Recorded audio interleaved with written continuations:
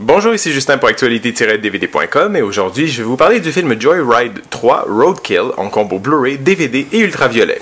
Réalisé par Declan O'Brien, le film met en vedette Ken Kirzinger, Jesse Hutch, Ben Hollingsworth, Kristen Prout et Lila Savasta.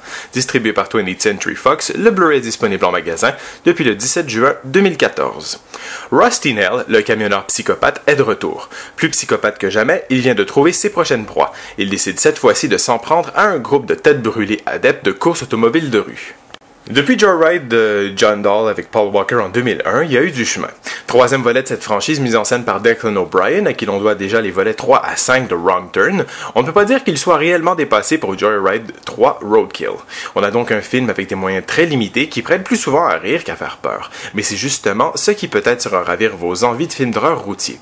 Il ne faut donc pas regarder Joyride 3 dans l'espoir d'y trouver une perle du cinéma d'horreur. C'est un pur slasher qui ne cherche pas à renouveler le genre. Ces dernières années, le nombre de films d'horreur qui ont eu droit à des suites directement en DVD est exponentiel et Joyride ne déroge pas à la règle. La prémisse développée à l'origine par un certain J.J. Abrams avant bien sûr les Lost, Star Trek et Star Wars s'inspire fortement de l'incroyable film et ô combien plus efficace duel de Steven Spielberg. Comme dans les précédents films de la série, l'histoire suit ce routier complètement cinglé qui ne supporte pas d'être défié sur la route par des jeunes qui n'ont rien d'autre en tête que de s'amuser. Cette fois, c'est un groupe de jeunes qui se rendent à une course de street racing.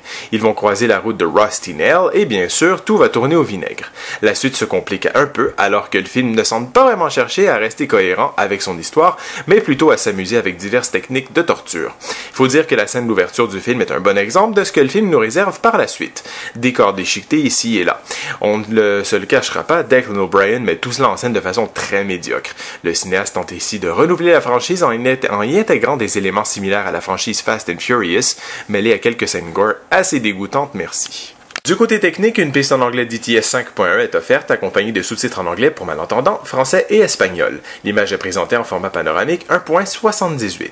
Pour les suppléments, vous trouverez la revuette Riding Shotgun with Declan, Director's Diaries, dans laquelle le réalisateur se livre un journal de tournage filmé. Jules' Message est un message vidéo enregistré par le personnage avant sa scène de torture. Road Rage, The Blood, Sweat and Gears of Joyride 3 se concentre sur les effets visuels du film. Previous Sequences vous présente les storyboards animés du film.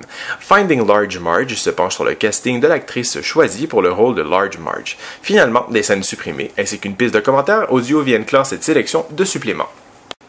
Il ne faut pas se le cacher, Joyride 3 ne ravivera pas vos envies de voir du bon vieux slasher comme on savait bien le faire il y a quelques décennies. Il ne faut bien sûr pas non plus y aller avec l'envie de découvrir un chef-d'œuvre. Il n'y a rien dans le film qui impose quoi que ce soit, ne serait-ce qu'une ébauche stylistique, sans compter que Declan O'Brien ne parvient pas à remonter le niveau de la franchise qui décline d'opus en opus. C'était Justin, merci et bon visionnement!